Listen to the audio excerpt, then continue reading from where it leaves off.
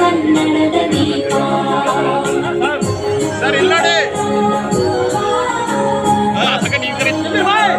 ಸತ್ಯನ ಯಾವತ್ತೂ ಹೇಳ್ಬೇಕಾಗ್ತದೆ. SLC exam ಓದೆ, SLC exam ಕೊಟ್ಟಿಲ್ಲ ಆವತ್ತಿಂದ ಏನಕ್ಕಂದ್ರೆ ಓದೋ ಕಡೆ ಜ್ಞಾನ ಇಲ್ಲ. ಏನೋ ಎಲ್ಲಾ ತಂದೆ ತಾಯಿ ಏನಿಗೆ ಮುಸ್ಕೂಲ್ ಕಳ್ತಾರೆ ಮಕ್ಕಳನ್ನ. ಹಜ್ ಕ್ಯಾಂಪ್ ಅಷ್ಟು ದೊಡ್ಡದಾಗಿ ಅಷ್ಟು ಚೆನ್ನಾಗಿರೋದು ಎಲ್ಲೂ ಇಲ್ಲ ನಮ್ಮ ಕರ್ನಾಟಕ ರಾಜ್ಯದಲ್ಲಿ.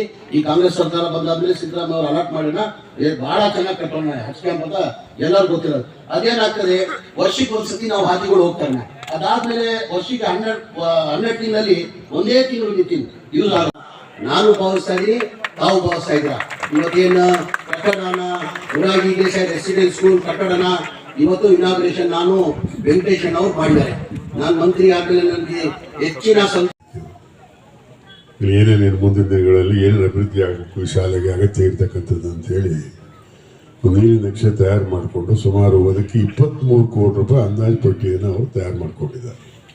23 ಕೋಟಿ. ಅವ್ರು ನೀವೇನೇನು ಮಾಡ್ತಿರೋ ಮಾಡ್ಬೇಕಾದ್ರೆ ಇಲ್ಲಿ ಜಾಗನ ನೋಡಿಕೊಂಡು ಇಲ್ಲಿ ಯಾವ ರೀತಿ ಮಾಡಬೇಕು ಮತ್ತು ಕರೆಕ್ಟಾಗಿ ಪ್ಲ್ಯಾನ್ ಮಾಡಿಕೊಂಡು ಏನ್ರಿ ನೀವು ಕರೆಕ್ಟಾಗಿ ನೋಡಿ ಪ್ಲ್ಯಾನ್ ಮಾಡಿ ಇಲ್ಲಿ ಜಾಗ ಹೇಗಿದೆ ಏನೇನು ಮಾಡಬೇಕು ಅಂತೇಳಿ ವ್ಯವಸ್ಥಿತವಾಗಿ ಅಲ್ಲೆಲ್ಲ ಈಗೆಲ್ಲ ನೋಡಿ ಜಾಗ ನೋಡಿದ್ರೆ ಹೆಂಗಿದೆ ನೋಡಿ. ಇದನ್ನೆಲ್ಲ ಅಲ್ಲೆಲ್ಲ ಮಾಡಬೇಕಾದ್ರೆ ಭಾಳ ವ್ಯವಸ್ಥಿತವಾಗಿ ಚೆನ್ನಾಗಿ ಏನೋ ಪ್ಲ್ಯಾನ್ ಮಾಡಿ ಅದನ್ನು ಮಾಡಬೇಕು. ಮಕ್ಕಳಿಗೆ ಯಾವುದೇ ರೀತಿ ತೊಂದರೆ ಆಗಿದಾಗ ನೋಡ್ಕೋಬೇಕು. ಅದನ್ನು ನೋಡಿ ಆ ಥರ ಪ್ಲ್ಯಾನ್ ಮಾಡಿ ಇದನ್ನು ಮಾಡಿ ಅಂತೇಳಿ ನಾನು ಮನವಿ ಮಾಡ್ತೇನೆ.